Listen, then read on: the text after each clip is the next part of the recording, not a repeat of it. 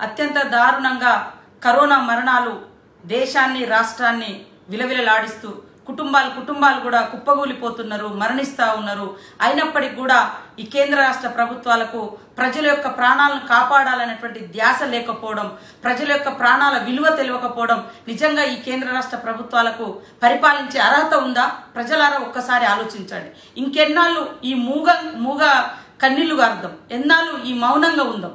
ఎందుకు మనకిచ్చినటువంటి హక్కు, మరి ప్రజా ఆరోగ్యం అనేది రాజ్యాంగం ఇచ్చినటువంటి హక్కు, కనీసం అది ప్రాథమిక హక్కును దాన్ని కూడా కాలరాస్తూ కేవలం ఆదాయము లేదా పెద్ద పెద్ద భవనాలు, పెద్ద పెద్ద విలాసవంతమైనటువంటి మరి భవనాల మీద ఉన్నటువంటి దృష్టి ప్రభుత్వాలకు ప్రజల ఆరోగ్యం పట్ల లేకపోవడం అత్యంత దారుణం.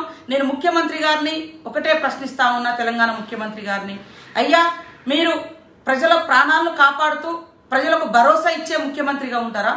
ఇంత కష్టకాలంలో ఉన్నటువంటి ప్రజల యొక్క శవాల మీద పేలాలు ఏరుకునే విధంగా, వారి చితిమంటలతోటి చలిగాచుకునే విధంగా లాక్డౌన్ వద్దు, ఆదాయమే ముద్దు అనేటువంటి ఇలాంటి ప్రకటనలు ఈ టైంలో చేసి ప్రజల యొక్క మానసిక స్థైర్యాన్ని దించేసి తగ్గించి పేదవాడికి ఎక్కడ కూడా ఉచిత వైద్యం అందకుండా సగం మనిషి డబ్బు లేదు, నాకు మంచి వైద్యం పొందలేను అనేటువంటి ఒక దిగులుతో చనిపోతున్నటువంటి పరిస్థితి ఉంది.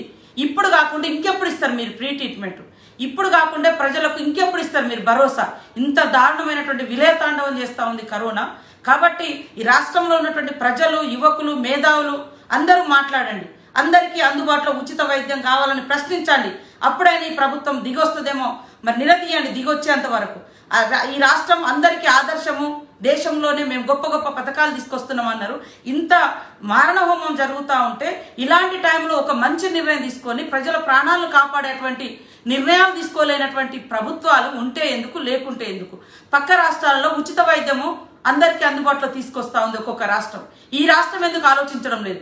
ధనిక రాష్ట్రం అని చెప్పినటువంటి ముఖ్యమంత్రి కేసీఆర్ గారు ఈ ధనిక రాష్ట్రం యొక్క ధనం ఎవరి ఖాతాలోకి వేయడానికి ఈరోజు పేద ప్రజల యొక్క మరణాలను మీరు కళ్ళారా చూస్తున్నారని నేను అడుగుతా ఉన్నా. మరి గతంలో మీరే అన్నారు బతుకుంటే బలిశాకైనా తినొచ్చని. ఈరోజు వందల సంఖ్యలో ప్రజలు మరణిస్తూ ఉంటే ఆదాయమే ముద్దు మనకు అనడం ఎంతవరకు కరెక్ట్? అంటే పేదోళ్ళ ప్రాణాలకు విలువ లేదా? డబ్బులు లేని వాళ్ళు మంచి వైద్యం పొందకూడదా? సమాజంలో బతకకూడదా?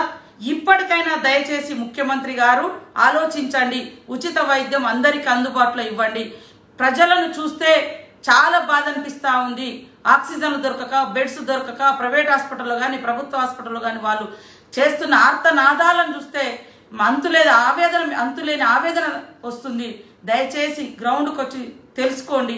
ఇప్పటికైనా ఉచిత వైద్యాన్ని ఇవ్వండి. అందరికీ నేను ఒకటే కోరుతున్న, ప్రజలకు, శ్రేయోభిలాషులకు, ప్రజల గురించి ఆలోచించే వాళ్లకు, కరోనా ఆరోగ్యశ్రీలో చేరేంత వరకు, ఫ్రీ ట్రీట్మెంట్ వచ్చేంత వరకు షేర్ చేయండి, ప్రశ్నించండి. మా యొక్క వాయిస్ను కూడా అందరికీ పంపించండి అని కోరుతూ అందరికీ నమస్కారం.